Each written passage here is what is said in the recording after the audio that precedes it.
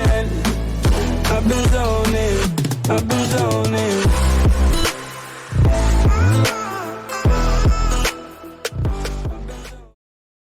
Life is Strange 2 is an episodic graphic adventure game developed by Dontnod Entertainment and published by Square Enix. It is the second main entry of a Life is Strange series. The game centers around a decision-making mechanic where you are confronted with constant decisions that you have to make. Every little decision you have to make will have an outcome on the game, either at the moment or later on in the story. Because you have to make decisions throughout the game, the gameplay and story is heavily influenced by your decisions. Any decision you make will either influence your interactions with Daniel and the other characters in the game, but it will also influence the direction the story goes in and influence the outcome. In the pilot or opening, we are introduced to Sean and Daniel, the two protagonists of the game. We get a clear sense of their relationship with one another and the life they have. You also see how the life they had got turned upside down in an instant. The episode is interesting, but added just enough chaos in the opening of a level to keep you engaged enough to play to see what happened in the story. By the end of the pilot episode, you already feel engaged in the game. From the opening of the first episode, you immediately stumble down the rabbit hole as you get sucked into the emotional ride of relating to Sean and Daniel. You start to emphasize care and grow emotionally attached to them. In the first episode, Sean and Daniel are on the road and running from the police, but at the start of the episode you are offered more than enough opportunities to bond with Daniel. But not all good things last. The Wolf brothers soon realize that surviving on the road can be dangerous and difficult. They also learn that although some strangers can be dangerous, there are still those who are willing to help them. By the opening of the second episode, we find Sean and Daniel have taken shelter in an abandoned house. We also learn that Daniel's abilities have been growing. The story quickly takes a turn for the worst and they have to say goodbye to one of their closest friends. Their situation looks dire. The brothers are in desperate need of help. They decide to go look for help from their estranged grandparents, not knowing if they will be willing to open their doors to the two criminals on the run. By the end of the episode, you find the two Wolf brothers are on the run again from the police, where they were able to escape with the help of their grandmother and Daniel's new friend, Chris. Episode 3 opens on a wheat farm, where Sean and Daniel are working to earn money to go to Porto Lobos. Together with some friends, although some tension builds between the two brothers as they seem to be growing apart from one another. Yet, both of them find it difficult to hide their jealousy for the other's new friends. Due to Daniel's newfound friend, the episode ends with Sean severely injured and Daniel missing. But note, the ending of the episode is severely affected by your choice and actions leading up to the final conflict of the episode. Episode 4 opens with Sean being in a hospital, recovering from his injuries. From there, we find out that police have caught up with him. Sean now has to escape police custody and to figure out what happened to his missing brother. After walking through literal hell, Sean has to team up with an unexpected acquaintance to help free his little brother from a cult group that was exploiting the little wolf's abilities. In the fifth and final episode, you have a chance to either make amends or to keep a grudge from your past before you can continue your journey towards the Mexican border.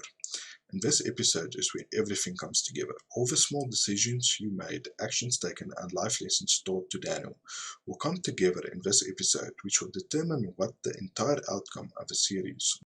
Characters in the game. Sean and Daniel's characters feels real, and the bond between them can be strong depending on how much effort you put into bonding with the two of them. Sean's growth in the game is mostly forced by the storyline, as he has to go from a normal teenager to the big brother and father figure to Daniel. Sean also having to take responsibility for Daniel and his needs, while playing Sean also has to be the role model for little Daniel, knowing what Sean's actions, speech, and decisions will all influence Daniel's character and growth in the game. The antagonists in the stories are the normal one-dimensional characters that you would expect them to be. Their motive seems to be rooted mostly in xenophobia, which also opens the door to a lot of political issues to be played with in the game.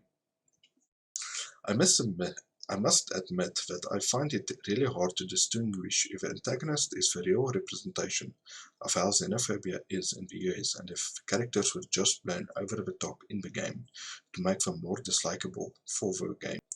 The game is like a role-playing game, but your button smashing abilities will take a total backseat in Life is Strange 2. As the game entirely focuses on decision making, you will be put to the test when making a decision as you try to get the outcome you want, or at least one that you can live with. You are constantly wondering, was the decision you made the correct one, or what will the repercussions for your decisions be? Due to the storyline of a game, you are constantly moving around, which opens up new environments to explore and interact with. This keeps you on your toes as you are constantly discovering and collecting new keepsakes. The game also gives you ample opportunities to sit back and do a drawing that allows you to relax and soak up the environment and pay more attention to the little details. This also allows you to dictate the pace at which you play through the game. I love the art style of the game, being rendered in the Unreal Engine, but instead of photorealistic graphics, game developers opted to go for a more graphic, painterly art style look for the game, and not only does it work, but it looks really good, and the details in the graphics are down to the finest detail. I also like the lighting of the game. It is as though they had a real understanding of how light changes throughout the day.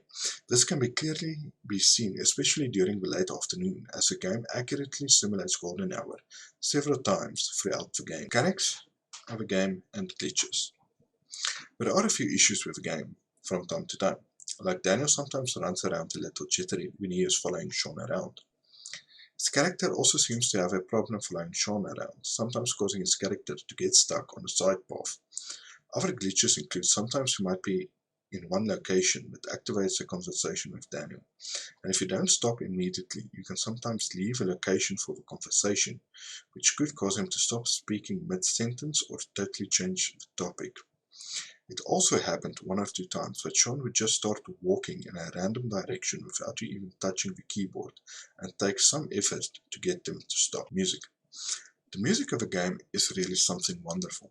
Every song played blends beautifully into the game as though the two were made for one another. The creators were able to find the perfect song to fit into every situation. The music that was composed for the game also feels spot on, and even has the feeling that it is growing with the story. When playing the game, it is as though the music was designed to bring out the deepest possible emotion.